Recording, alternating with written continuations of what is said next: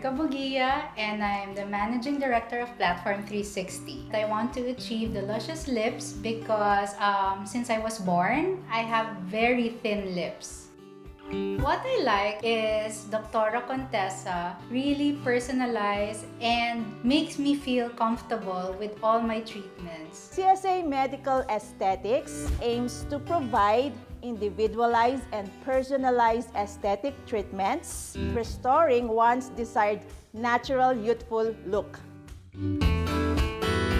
It needs restoration of the lip volume plus the contour it needs to restore. Yeah. We need to restore that. Some downturning of the corner and then the beginning highlight. We wanted to prevent all of those.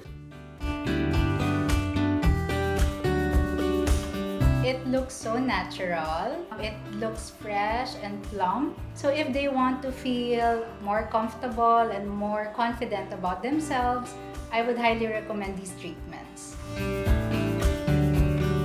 So for those who have questions about our treatments, you may reach us at our FB page, CSA Medical Aesthetics. You may also download the MASJ Myself app and reserve a scheduled date for us. So you'll be able to try our treatment services.